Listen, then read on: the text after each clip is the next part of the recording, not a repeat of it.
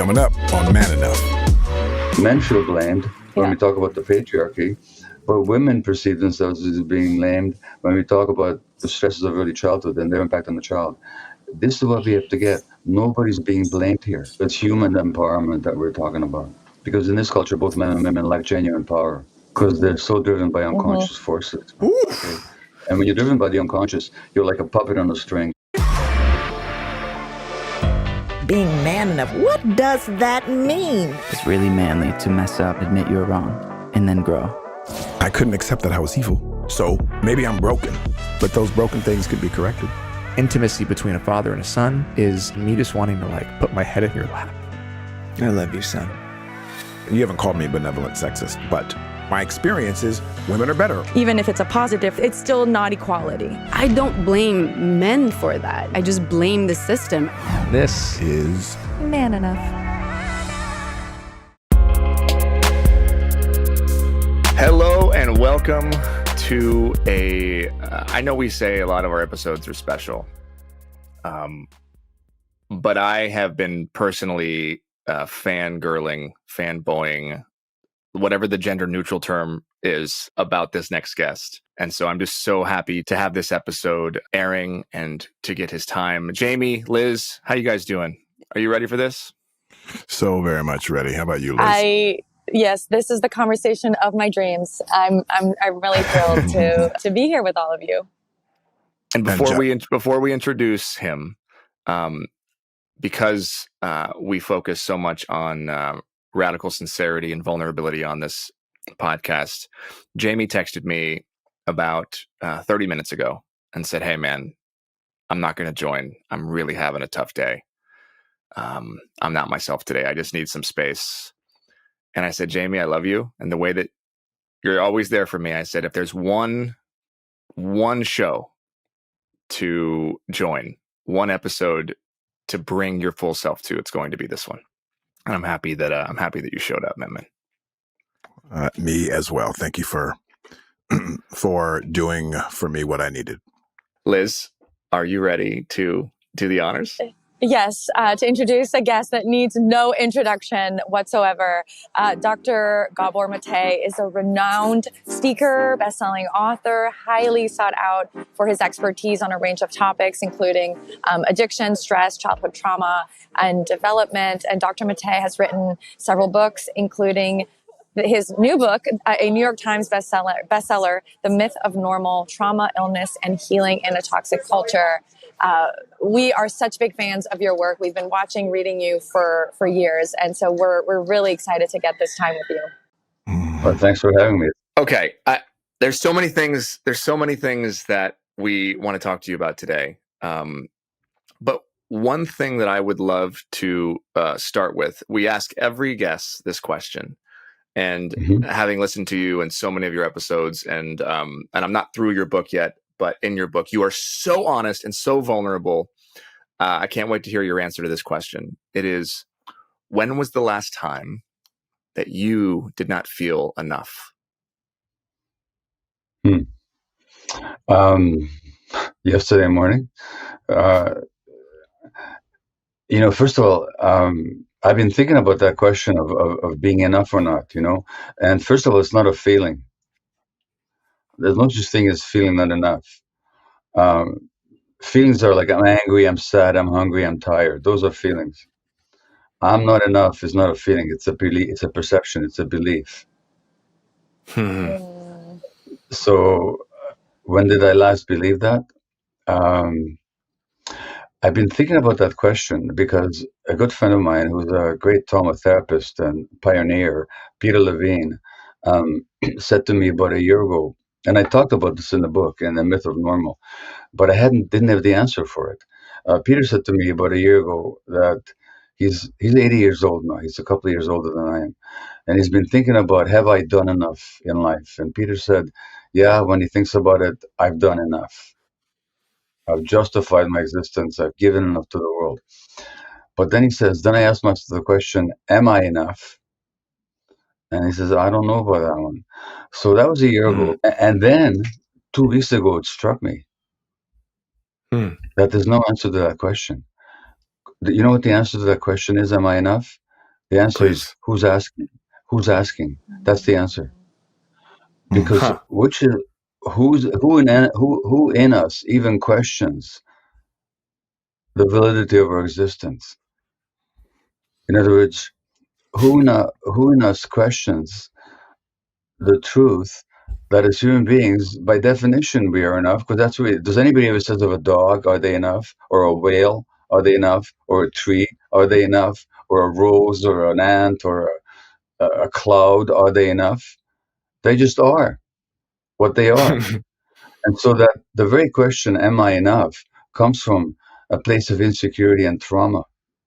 So the question is not, am I enough, but who's even asking if I am? That's the answer to the question.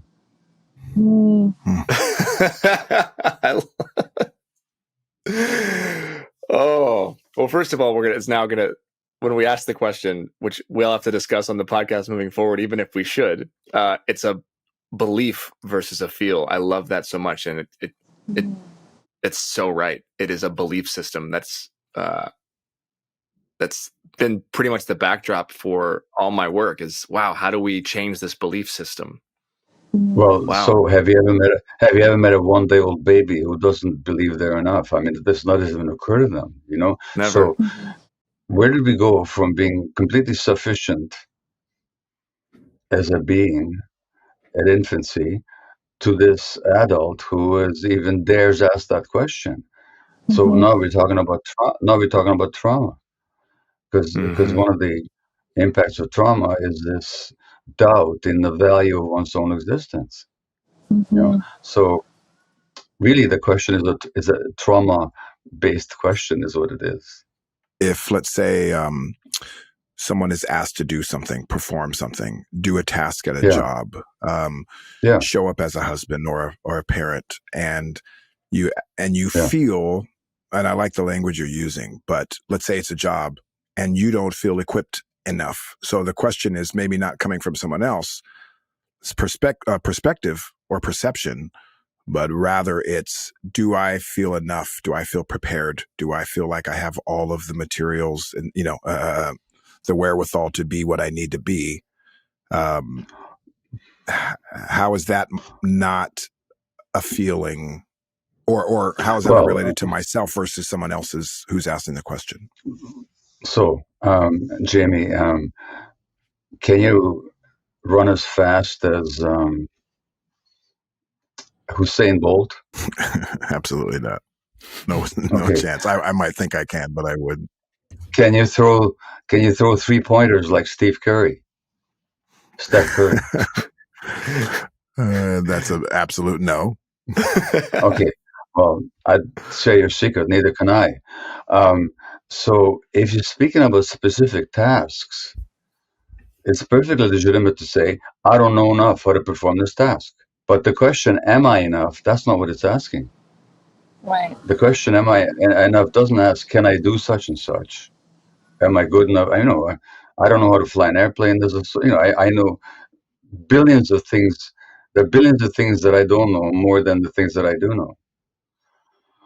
So to say that I'm not adequate for a specific task, no, I'm not adequate to beat Usain Bolt in 100 meters. I mean, for God's sakes, I'm only 5'7" and I'm 78 years old. But even when I was 20 years old, I couldn't have beaten him, you know? So I'm not enough. I'm not adequate enough. I don't have enough adequate skills for that task. But that's a different question from asking, am I enough? Am I doesn't have to do with doing. It has to do with being. And when you're asking, am I enough? You're questioning the very basis of validity of your existence. And by the way, that I can't run as fast or dunk basketball like Steph Curry, that's not a feeling. That's a perception. It's a completely valid perception. It happens to be the truth. But it's got nothing to do with, am I enough as a human being? Do you understand the distinction? I do, yeah. Yeah.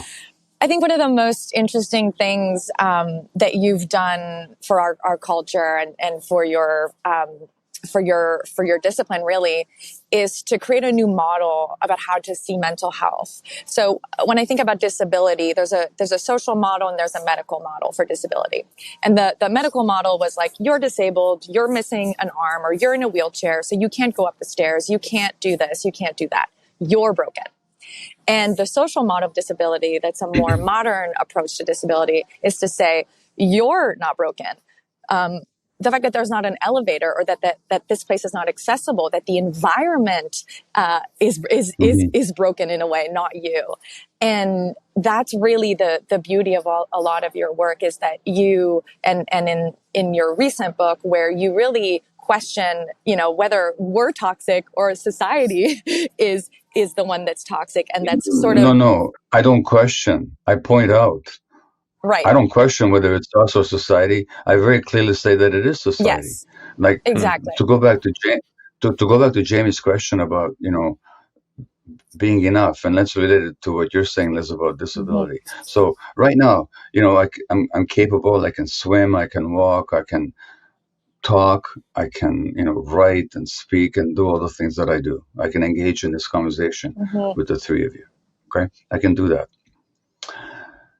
Now, it's possible, as it happens to human beings, that I might suffer a stroke. God forbid, but it's possible. Then I wouldn't be able to do any of that. I could no longer swim. I couldn't talk to you. I might even have difficulty processing what you're saying to me. You might say, I am enough now because I'm abled. But if I had that stroke and I was lying on a bed, would any of you dare come up to me and sincerely say, you used to be enough, but now you're not? Right. But a lot of people will feel that way, though, right? That's a belief. Where does that belief come from? It comes from a toxic culture that tells people that they're only worth as much as they can do, as they can acquire, as they can possess, as they can manifest. So so the toxicity is not an individual. A newborn baby can do nothing whatsoever. And at some point they get the message that their worth is only measurable by how good they look, or how well they perform in this or that task, or what they can accumulate. Where does that message come from? It doesn't come from within the human soul. It comes from a toxic culture that defines the value of human beings by their utility or by their looks. And how does that toxic culture impact women and men differently? Because in your book, you go into detail about autoimmune diseases and how it's linked to the way that we raise women in society. Can you speak to that, of just the gender differences? Sure. So when we talk about the patriarchy, first we have to understand we're not talking about any kind of a conscious or even or a conspiracy on the part of men. That's not what we're talking about. Men suffer just as women suffer. It's just that the suffering takes different forms. Some salient facts. Women are twice as likely to be diagnosed with post-traumatic stress disorder as men are. A woman with severe post-traumatic stress disorder has double the risk of ovarian cancer. Wow. The link between the mind and the body. Women are much more likely to be taking antidepressant or anti-anxiety medication than men are. 70 to 80% of autoimmune disease happens to women, such as rheumatoid arthritis, multiple sclerosis, scleroderma, lupus. There's about 60 of these conditions: chronic fatigue, fibromyalgia, colitis, Crohn's disease. On the other hand, when it comes to suicide and addictions, men are, or to death, or death by mutual violence, that's more likely to happen to men. So that there's an unequal distribution of suffering, but both genders suffer. Right. So then the question is why? So that to look at autoimmune disease. So in my family practice, and also I worked for 7 years as a palliative care physician before I turned to addiction medicine. I noticed that there's certain personality patterns that are associated with chronic illness. So, for example, people prone to autoimmune disease or malignancy tend to be people who repress their emotions. like healthy anger. They tend to be people who think of the emotional needs of others ahead of their own. They tend to be people who want to be nice and compliant and peacemakers. They tend to be people who believe that they're responsible for other people feel and they must never disappoint anybody. Now, I can talk about physiologically why these emotional traits promote illness. But even before I go on, let me ask you, of the two major genders in a society, I'm talking about statistically, which is the one that's acculturated to suppressing their healthy anger, serving the needs of others, taking on the stresses of others, and ignoring their own? It's women. That's how we raise girls.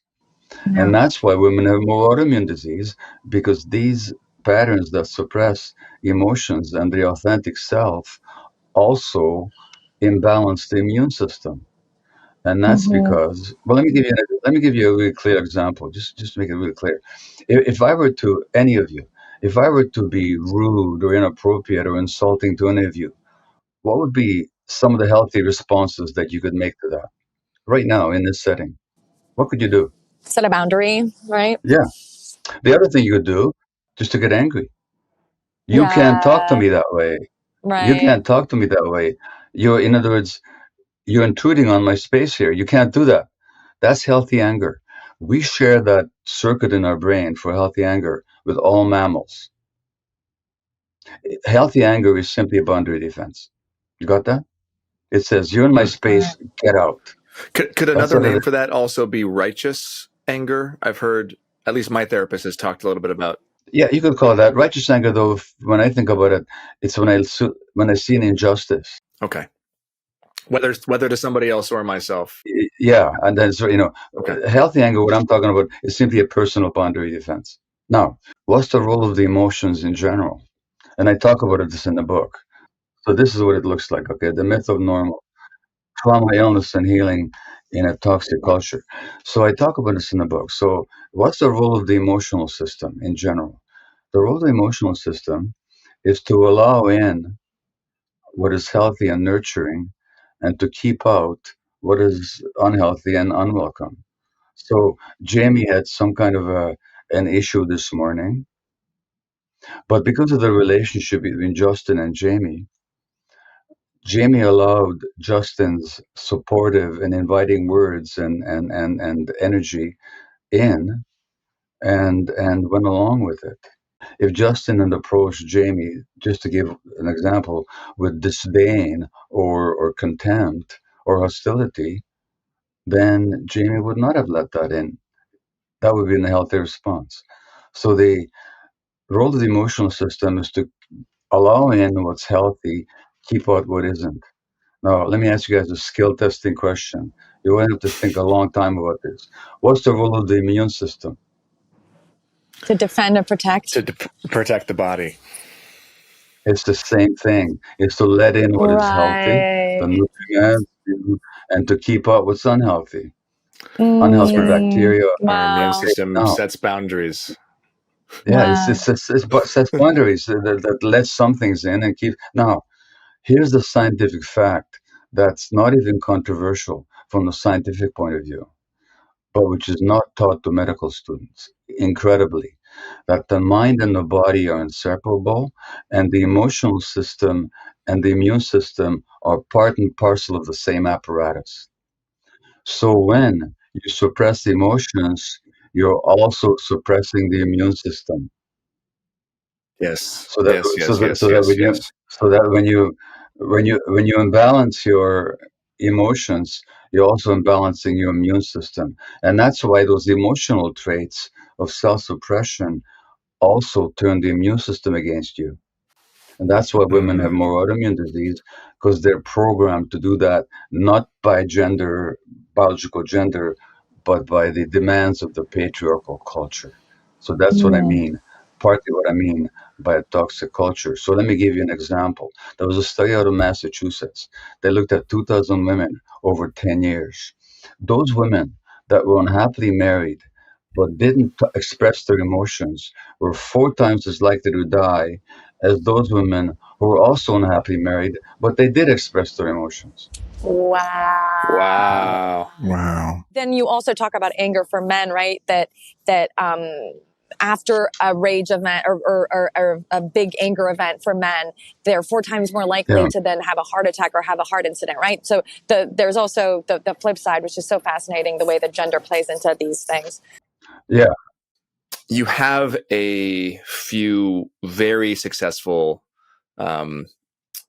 psychologist speakers that are appealing directly to men today. Yeah. And one of the things you just said in response was you mentioned the patriarchy, which we mention very often on this show. Yeah. But there are a few, and we can just say, like, as an example, Jordan Peterson, who I do not think is all bad by any means, but I don't agree with everything that he says. One of the things I don't agree with is that he doesn't believe the patriarchy exists. And I would just be curious, because you've come out and publicly disagreed with him a few times. I'm just curious what your argument for why the patriarchy exists would be if you were going to be sitting with him and we were having a discussion.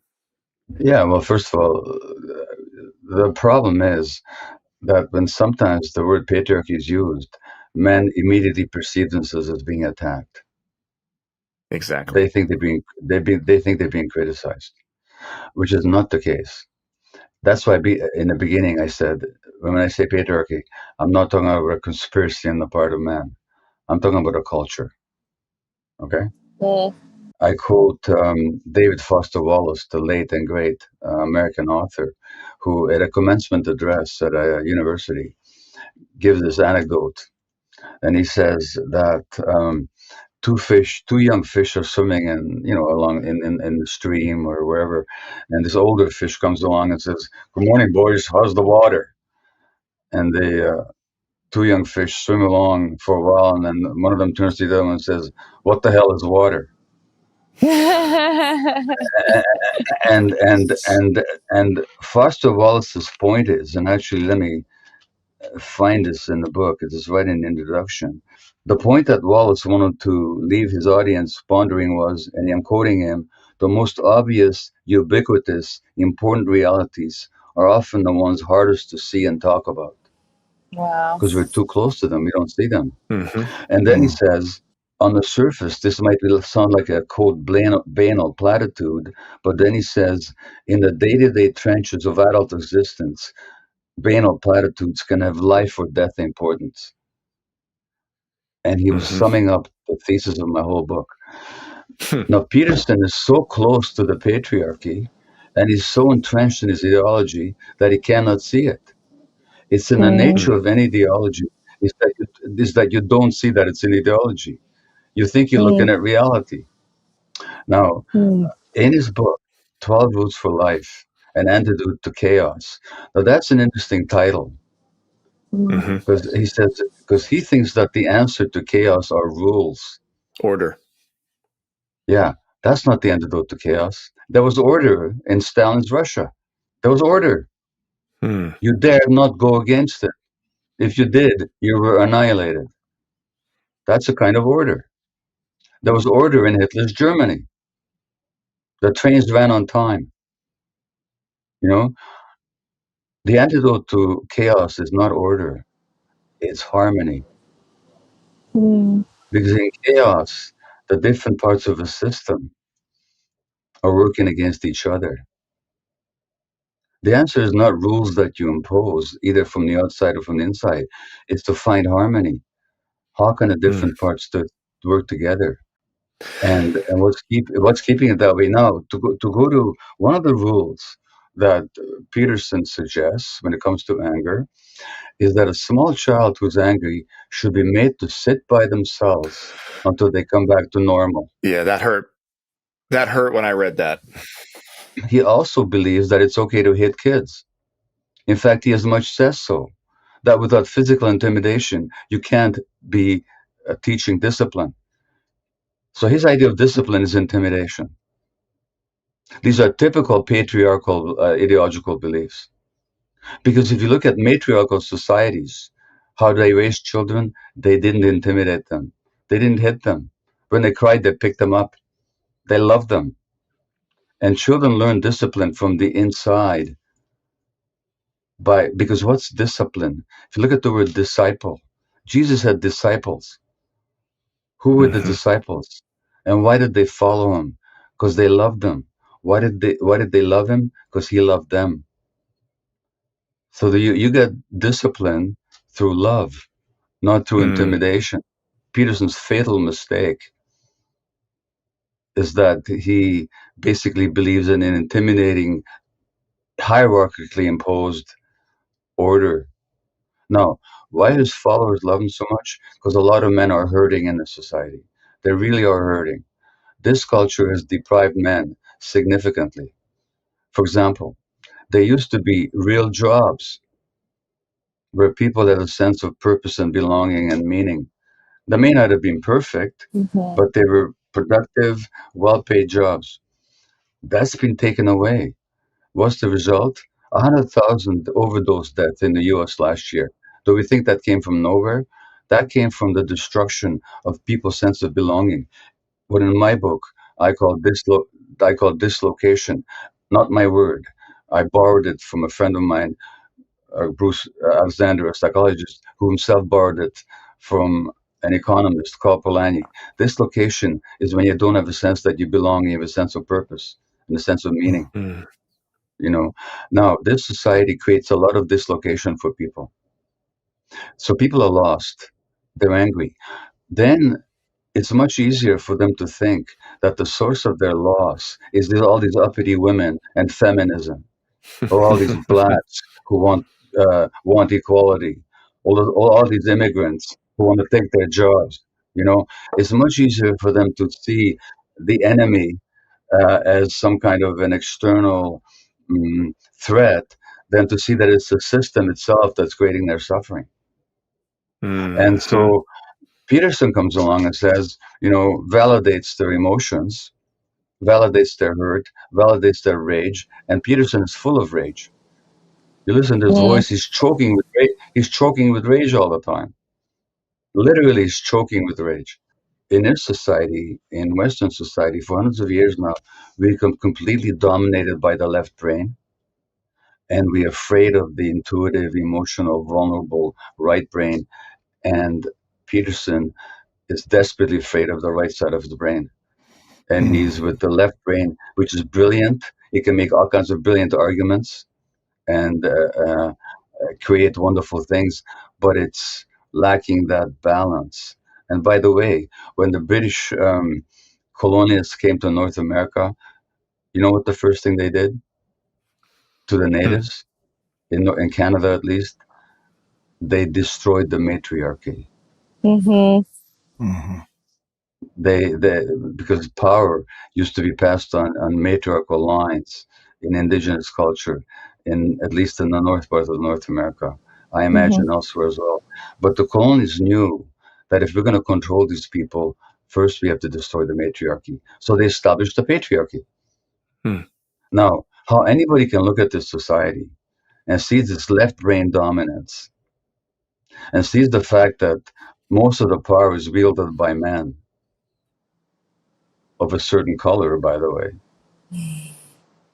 How can anybody look at this culture and not realize that we're living in a patriarchal culture? Not because men are conspiring.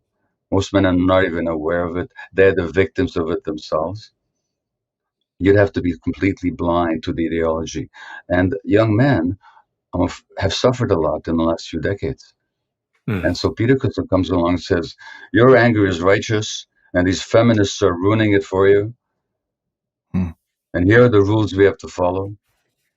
It creates a kind of, he comes along sort of like a stern but caring father who's going to give you the rules to how to live. A father that many of these men haven't had. If I could just share, exactly. Jamie and I are both Baha'is, and I shared a quote in my TED talk, but I want to just read this to you because it encapsulates what you're talking about. This is from Abdul Baha. He says, "The world in the past has been ruled by force, and man is dominated over women by reason of his more forceful and aggressive qualities, both of body and mind. But the balance is already shifting. Force is losing its weight in mental alertness, and intuition and the spiritual qualities of love and service in which women are strong are gaining ascendancy. Hence, the new age will be an age less masculine and more permeated with the feminine ideals, or to speak more exactly, will be an age in which the masculine and feminine elements of civilization will be more evenly balanced. And that is why we're doing the show. That is why I've chosen this as something that I care so deeply about. Because as you said, harmony is the antidote, if anything. And the harmony means the balance within the right and the left side of the brain. Now, if you look at human evolution, if you actually look at it scientifically, human beings have been, our species has been in the earth, let's say on 200,000 years, give or take a couple of 10,000 years here or there. Before then, and even after our arrival, there were other human beings, hominids, human-like creatures, for hundreds of thousands of years. For millions and hundreds of thousands of years, we lived in small band hunter-gatherer groups, about 50 to 60 to 80 people working together, traveling together, living together, raising children together, collaborating, communicating. In this society, children were raised in a loving way. As I said earlier, they were picked up, they were nurtured, they were not hit, they were not separated from the parents when the parents disapproved of their behavior. They were raised in a maternal kind of way. If the existence of our species can be measured in an hour, civilization is about 5 minutes ago. Yeah. Until 5 minutes ago, we lived in a matriarchal way, where it was not a question of women having more power. It's a question, it was nourishing and communal and collaborative. So how are we living right now? And the patriarchal domination that came along with agriculture and the rise of private property and wealth and competition and power, that's a really new phenomenon. It goes quite contrary to our evolutionary needs and our evolutionary development. How do you think, and you might not have an answer for this, but this is something that we talk about a lot on our show. We do not, and I've been very clear, this is not a man-hating, boy-hating, like, we're the problem show or message. My books aren't. And yet, because I have been asking, and same with Liz, I've been asking men to not reject the feminine parts of themselves, to embrace their humanity.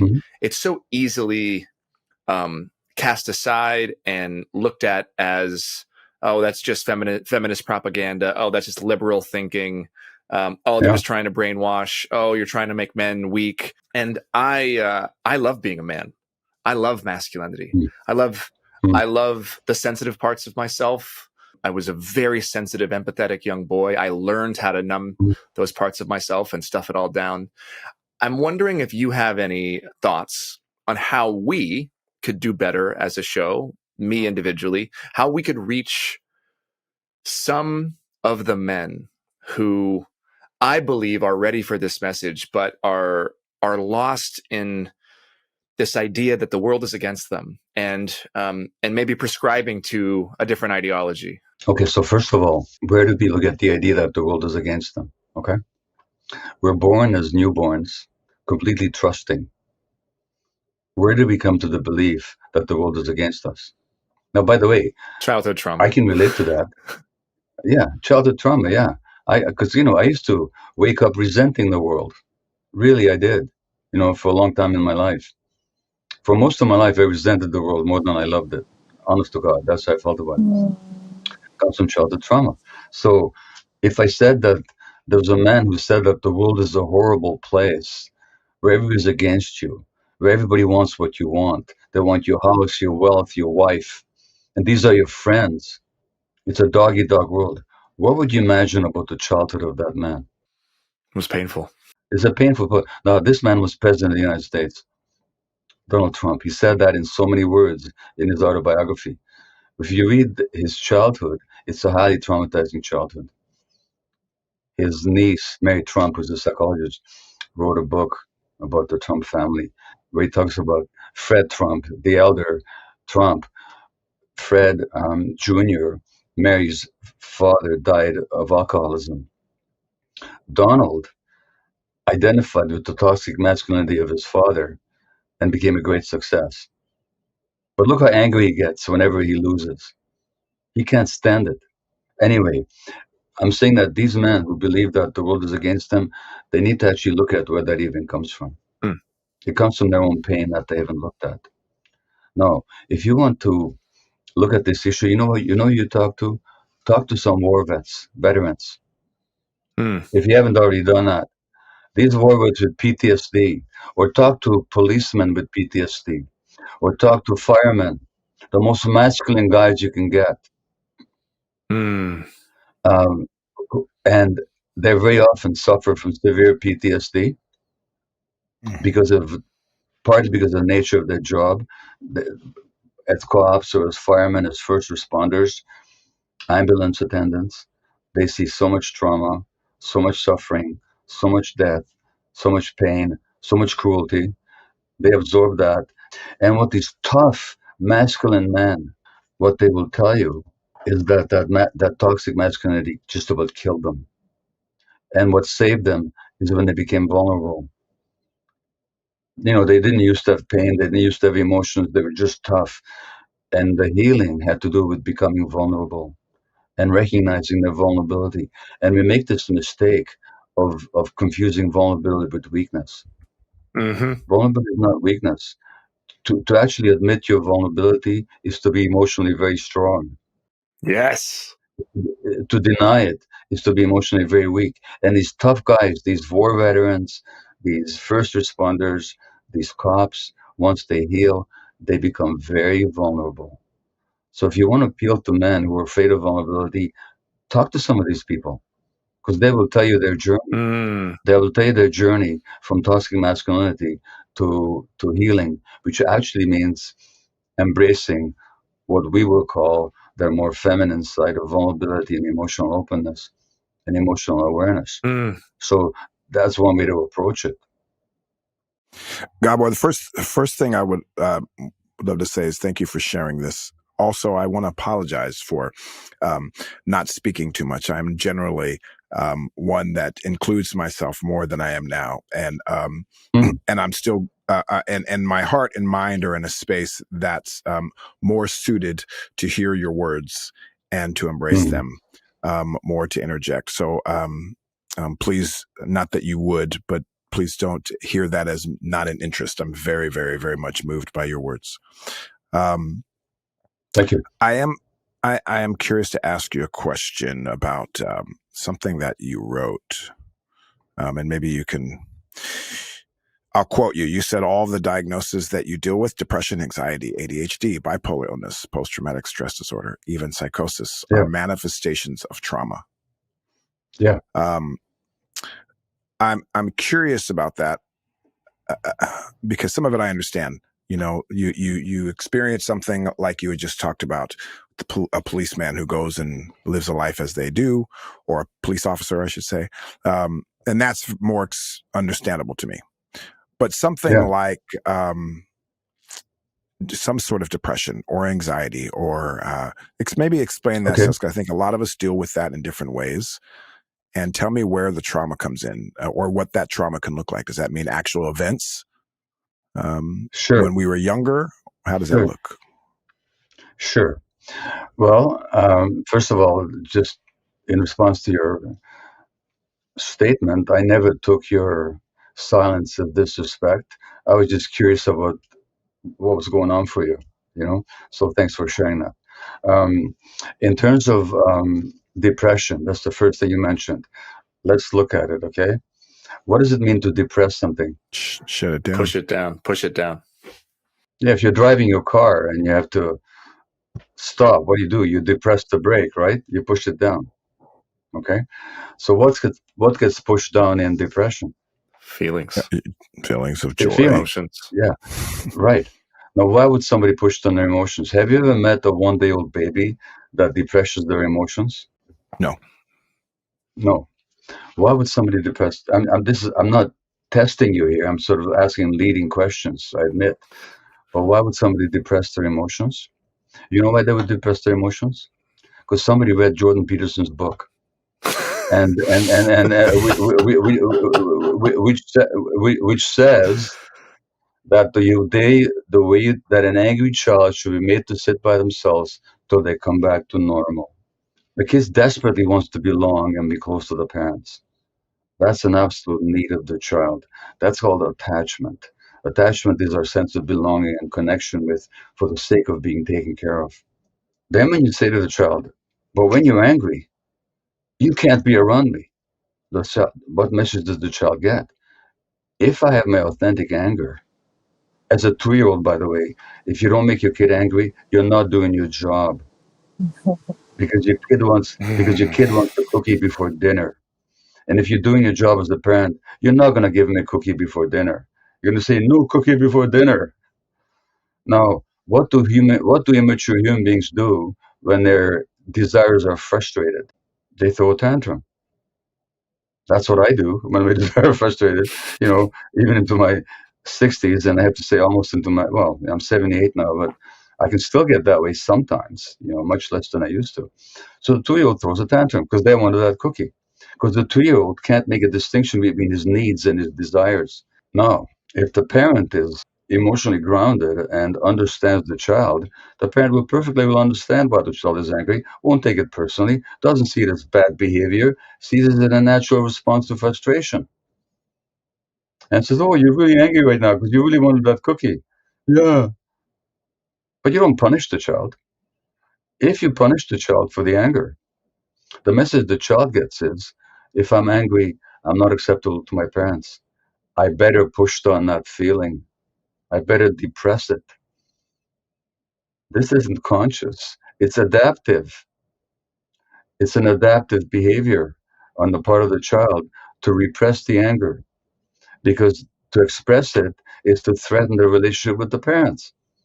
So the depression becomes an adaptive response. They're pushed on their feelings, and 30 years later, since the child doesn't do it consciously, it's an automatic defensive adaptation on the part of the organism.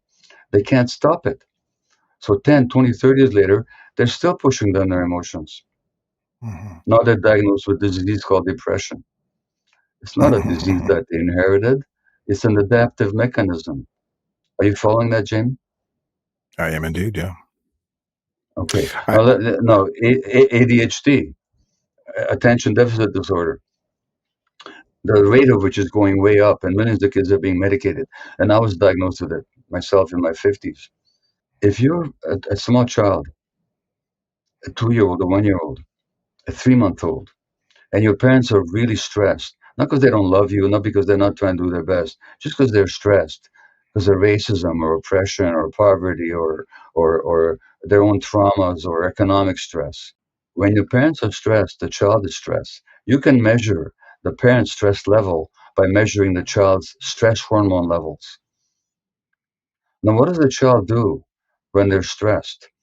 They could run away, or could they, at 6 months of age or 2 years of age? Or they could fight back, or could they, at 6 months of age? As a Jewish infant under the Nazis, what could I do about my mother's stress? Could I run away or change it? No. How does my brain deal with it? The brain deals with it by tuning out, by dissociating, by getting absent-minded. That's how the brain deals with the pain of all that stress. But when is this happening? This is happening when the brain is developing. The human brain develops in interaction with the environment. So the tuning out, which is an adaptive mechanism, gets programmed into my brain. And then decades later, I'm diagnosed with this so-called disease. So I'm saying that all mental health conditions can find their roots. And by the way, there's a British psychologist, Richard Bentall, who's a member of the British Academy, who summed up the literature very beautifully, the scientific literature.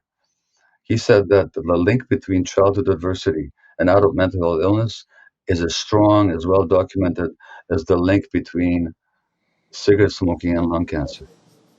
Mm-hmm. And the average physician never hears that, never hears it. It's not part of their education. So does that answer the question for you? Yeah, indeed. Thank you for sharing that. I'm curious what your thought is, what we can do to unlearn some of these traumas. in general as a society. So, for instance, what you just explained about children, and we want to allow them to feel their understandable anger and frustration and not shame them for it. Yeah. There are women that are oftentimes told, get over it, stop screaming, stop yelling, while of course they're oppressed and abused and such. And there are Black people like myself that are, a lot of people are telling us, shut up already, enough. And, or at the very least, they're saying, if you can talk to me in a calm voice, then I'll listen to you. But when you express anger and emotion with it, then we're shut down.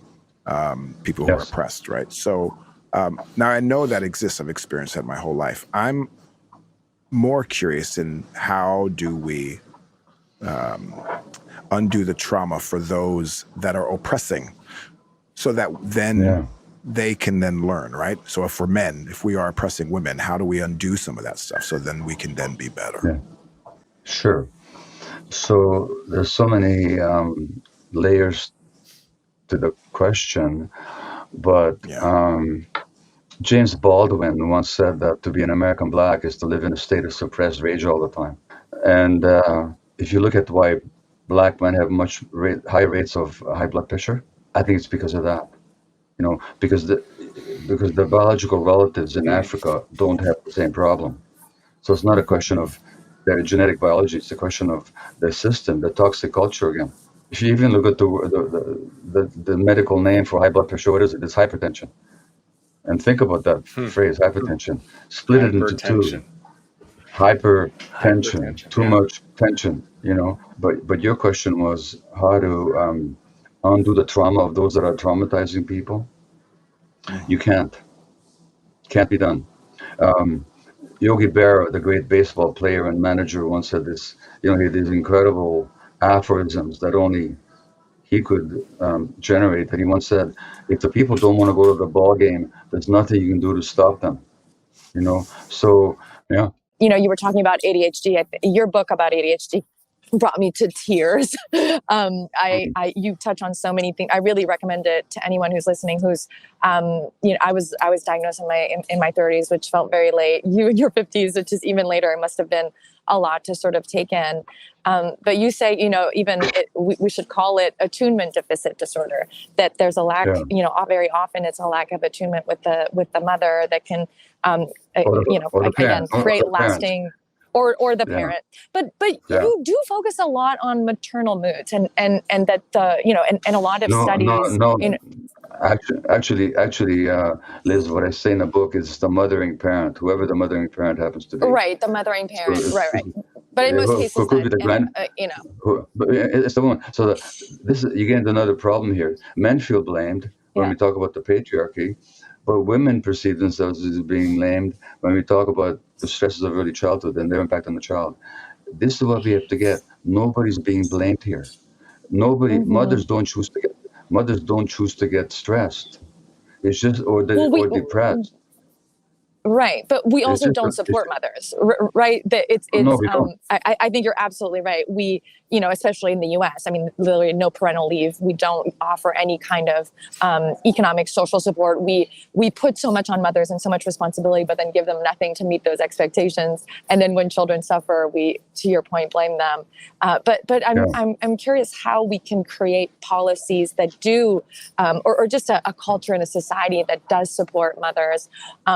And I guess as a follow-up, I also, you know, I totally agree with your points about the patriarchy and how it, is based on a society of doing and pushes men and women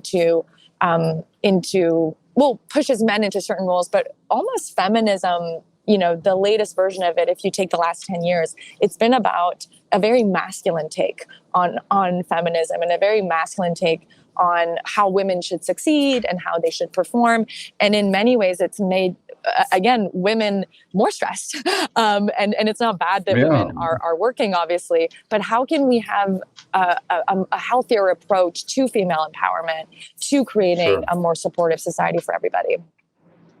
Most of all, I'd like to rephrase the last question, not female empowerment, but human empowerment. Yeah. Because in this culture, both men and women lack genuine power. Because they're so driven by unconscious forces. They lack power. Okay? That's the and when you're driven by the unconscious, you're like a puppet on a string, being pulled by these traumatic imprints. Mm, You know, yeah. so it's human empowerment that we're talking about. Okay, so that's the first point. The second point is, particularly in the United States, the shocking fact is that 25% of the women have to go back to work within 2 weeks of giving birth. Yeah. And you know what that amounts? No, you know what that amounts to? It amounts to a massive abandonment of infants, because Yes. the infant needs that mother for a long time. So basically, this is a brutal culture that abandons right off the bat 25% of the infants. That's the first point. The second point is that the influences on brain development of the human being, according to multiple studies, already the mother's emotional states while she's carrying the baby has an impact on the child's brain development and future mental health. So mothers who are stressed or depressed pregnancy, their infants are more likely to have ADHD, for example, later on. Now, does any woman choose to get depressed or stressed? No. Why should we blame her as an individual? But what we could do is we could train physicians that when a pregnant woman comes to them for prenatal care, we don't just do ultrasounds and blood tests and blood pressure and weight measurements. We also say, how are you doing? How are you feeling? Yeah. How's your relationship? Are you getting the support? You could listen to women. And if the doctor doesn't have the time, let's find other people. Let's find a nurse. Let's find somebody else who can spend the time and listen to the woman. Because just being listened to empathetically immediately changes the emotionality of your body. You know? So that's just a very simple little thing that we could do. Secondly, we could look at how we give birth. We've completely medicalized birth.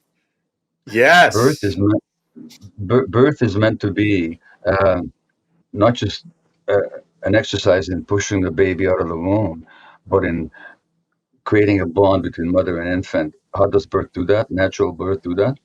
By releasing hormones in both the mother and infant that promote Mm. bonding, oxytocin and endorphins and vasopressin and so on.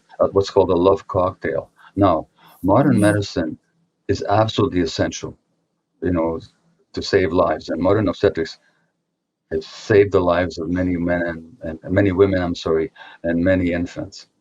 Absolutely essential. But we've overdone it so Mhm. that there's a cesarean section rate in many areas of North America that's over 40%. Cesarean sections, when they're necessary, are life-saving, but that's in about 10 or 15% of cases. The rest of the time, we've over-medicalized it. We're interfering with the bonding. We could demedicalize childbirth. We could actually put childbirth into the hands of Yes. midwives again, or physicians who are Yes. trained like midwives. Physicians who are trained like midwives, and we know statistically the outcomes are a whole lot better. Thirdly, we could actually save a whole lot of money in the legal system, in the educational system, if we provided decent support for young families at risk. We could introduce human developmental education into the education of teachers so that teachers would understand that the human child develops, first of all, emotionally, and that the circuits in the brain that promote learning have to have emotional safety for their healthy development. So we wouldn't be stressing kids with standardized exams and rules and so on. We'd be promoting their play. Play is essential. We have a circuit in our brain for play. We share that with other animals. The reason I put my little cat outside the door, which is a kitten, and we'd be jumping on this table, playing all the time, that would interfere with our conversation. But that play circuit in our brain, we share that with other mammals. It's essential for healthy brain development. Our schools will be situations of emotional support, emotional understanding, and lots of play, creative play. Then our kids would easily learn all the facts and all the data that we want them to learn because they'd have healthy brains. This would save us a whole lot of money. Mm. What if teachers and parents understood that the child is acting out, that behavior is only a symptom of emotional distress? And if we address the emotional need, which is close connection with nurturing adults, that child will stop acting out because they don't have to anymore. But instead, what do? Rules. We punish them. We intimidate them physically. We intimidate them emotionally. We threaten them with loss of contact, And what if we actually taught physicians about trauma? What if we showed them the vast literature, a Canadian study? Men who are sexually abused have triple the rate of heart attacks as adults because trauma causes inflammation in the body. And trauma also makes you behave in ways that, a child who's sexually abused, they should be very angry. But can they afford to be angry? What would happen during the sexual abuse if a little boy got angry? They'd be even more hurt. So they repress their rage. Then that rage may come out of them later on in the form of these rage attacks. So I talked about healthy anger. You're my space, get out. But that's gone as soon as it's done its job. The rage that's repressed keeps breaking out of you like a volcanic eruption. And as you said earlier, Liz, in the aftermath of a rage episode, a person has double the risk of a heart attack or a stroke. Because in the aftermath of a rage episode, which men are prone to, the blood pressure goes up, the blood vessels narrow, clotting factors goes up, and so on. So we pay heavy emotional price for the childhood trauma, heavy emotional price and heavy physiological price. And the average physician never gets a single lecture about anything I've said today. Joe Rogan, he talks about this openly. He talks about his addiction to winning in martial arts, and he's much more open about his vulnerability now. And when I'm on his program, not that long ago, I asked him, "When did you feel more yourself? Were you in this tense, competitive, masculine phase, or now that you're much more open and vulnerable and admit your emotions?" He says, "I'm much more myself now. I'm much more myself now." He's a real example in a positive sense. Whatever you agree with, I'm not talking about whether you agree with his ideas about everything. I'm talking about who he is as a person. And so that there you have somebody who was really masculine in that narrow sense.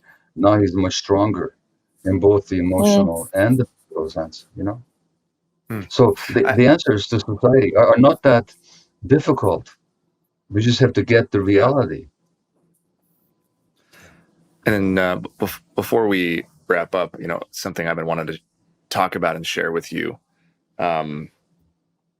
because again, it wasn't until listening to you starting your book, I really feel like the healing journey I've been on for nearly 2 years now is being put into words in a way that has been hard to articulate. We had a whole conversation about healing where Jamie is my best friend. Basically said, sometimes I'm worried about you because you go so deep into your stuff that I don't know where Justin is sometimes. And I'm wondering when is enough? When is enough? Something that happened to me, and I know you've shared a similar thing, is for about 10 years, I made documentaries about individuals who were terminal. My first experience with death was holding the hand of my uncle as he passed when I was 20, because nobody in my family was able to emotionally be there for him. I then went off to tell stories about young people who were dying of illnesses and how they were living in an attempt to teach people that you don't have to find out you're dying to start living. I then went on to make movies, studio pictures about those people. What I learned over the course of this nearly 7 or 8 years was that I only learned this through deep trauma work, that I had been unknowingly absorbing all of their energy. And here I was as a healthy, late 20s man telling their story, becoming close to them as they were dying. My career was growing. And overnight, I started to develop health anxiety, which I don't remember ever having deep fears of death, thinking about death. And before I knew it, I'd get a headache and I'd wonder if it was a brain tumor. I had children And suddenly I was thinking about what would happen to them if I died. Would my wife fall in love with another man? Would he be better than me? Could he please her more than I could? And my brain was just going off on all of these different tangents and places. The first story I ever told was a 28-year-old man who had 2 children who said the words, "My biggest fear is that I'm going to be a shadow in the memory of my children." And then that sticks with me. And they text with me and then they pass. And some live. And it was living in my body. And I was filled with anxiety. And so I started to go deep and do trauma work, and once realized, as I was clearing a lot of this in pretty profound ways, that it wasn't mine. I just want to ask you, to anybody who's listening, who, whether it's health anxiety because they had a mom or a brother or a sister develop cancer or die prematurely, or a father, or they're just watching the news, if we have just people struggling with anger issues, what are tangible things? Because not everybody has access to healers, to the type of healing that I do. What are tangible things maybe some of our listeners can do to process some of the trauma, some of the repressed anger and emotions that exist in our body that are making us sick, in a healthy way? Well, let me follow the course of your statement as best I remember it from the beginning. Okay, so first of all, beginning with the conversation between you and Jamie. Oh, when is it too much, and so on, and can you go too deep? Okay, and when is it over? So there's 2 answers to that question. Okay, first is, I've talked about this publicly before, but I've written my own epitaph. Engraved on my gravestone. You know what it's going to say? It's going to say, "It was a lot more work than I had anticipated." That's what it's going to say. Because healing is actually about growth. It's about becoming whole. And that's, for most of us, that's a lifelong proposition. So in a certain sense, and people talk about growing wiser and growing older. You can actually grow as you get older, or you can shrink as you get older. So the question is, what do we choose? If we choose to grow and become more whole, that's ongoing work, and that's ongoing work for me. It's ongoing for everybody. There's nothing wrong with that. On the other hand, there's actually some deep validity to Jamie's question to you, because it's also possible to have identified with this, to have identified with my trauma and my healing, and to put too much all my energy into that rather than just living. So even the healing process, if one identifies with it too much, can be an escape from oneself. So I'm a healer and I'm a survivor, and I'm a trauma recovery person. That can become an identity, and then it can displace genuine living. So there's so that conversation between the 2 of you, I'd say there's 2 sides. On the one hand, it does need to go on to forever. On the other hand, it mustn't consume you. Yes. It mustn't take up your life. So that's the first point. The second point, what can people do?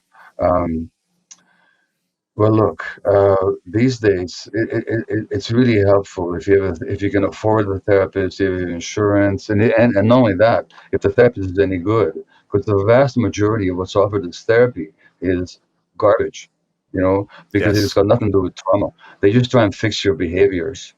So, if you have the good fortune to be able to afford good therapy, and you find a good therapist, that's great. But what if you can't? Which is what your question is.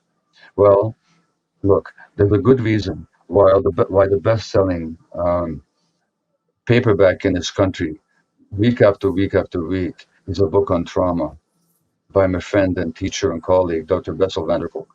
It's called "The Body Keeps the Score." The Body Keeps the It's Score. not it's not an easy read. I mean, in the sense that it's a lot of scientific information in it. It's very eloquent. It's a bestseller. Why? Because so many people are finding it helpful to find out about trauma. My book, The Myth of Normal, was published 2 months ago now. Next week, it'll be for its 8th week on the New York Times bestsellers list. Now, why is that? Because people actually want Because people are, and it's been a number one best-selling in my own country, Canada. Why? Because people are wanting to get this information. You don't have to have an expensive therapist. You can check out books. There's my books, all 5 of them. I'm not going to mention all the names. There's Bessel van der Kolk's book. There's Bruce Perry, who's worked with Oprah, and they've written a book called 2 books. They've written a book bestseller recently. It's called What Happened to You. And Bruce has another book called The Boy Who Was Raised as a Dog. You can get these books out of the library. You can read them. It'll promote your healing tremendously. You can talk. You can call friends and say, and own your vulnerability and say, you know what? I need help. Yes. I need help. I need somebody just to listen to me. I don't need you to counsel me. I don't need you to tell me what to do. I just want you to hear me. You know. Then then there's physical practices such as yoga, such as walking, moving, getting into nature. Then there are spiritual practices such as meditation or certain kinds of prayer. You're praying for God to open your heart. You know, if you have a concept of God, that is, maybe you don't. So there's all kinds of spiritual practices. There's communal work and community groups. You know, there's peer counseling. You can look that up online, peer counseling. So there's lots of modalities. There's lots of modalities out there. The person who asks themselves, "How can I heal?" is already halfway there, because they've acknowledged that they have an issue. They've overcome whatever the gender they are. They gave up their misbelief that they're not vulnerable and that they don't need help, and they've become open to receiving it. That already is the first big step. Usually, I love that. When people take that first step, the next steps really come along. The universe, in most cases, will provide them. The issue I don't want to forget here, is that trauma and pain are not equally distributed in the society. You know, so that I don't have to go into the statistics, but there's a history here. Last night I took part in a sweat lodge here in close to Vancouver, and by some indigenous friends of mine, more than friends actually, siblings now. It was powerful, you know, and but those people have suffered so much, you know, Yeah. just as indigenous people in the States have suffered, just as Black people in the States have suffered. I'm not saying that Caucasian people don't suffer. Of course they do. Some of the people at the very top have suffered a lot, although they don't realize it. But still, suffering is not equally distributed, and therefore the healing has to go beyond just the individual. It really has to happen on a social level as well. Thank you. Thank you for that. We just want to wrap up with a last question, and Liz is going to ask you it. What does it mean to you to be man enough? To be a human being in connection with myself in the present moment. To be in connection with my authentic self in the present moment. Wow. I love that. Beautiful. This has been so remarkable. Wish we could go for 2 more hours. Exactly. We are really speechless and so grateful that you took the time, especially coming out of such a crazy book tour, to speak to us. All of your scholarship and all of your research and writing has been so meaningful to all of us, and I know it'll be really valuable to our audience. Everybody I've told that you're coming on the podcast freaks out. And I know you have a big thing against idol worship and hero worship and what's happening in some of these communities. But I just want to acknowledge you for staying so true to the message, so true to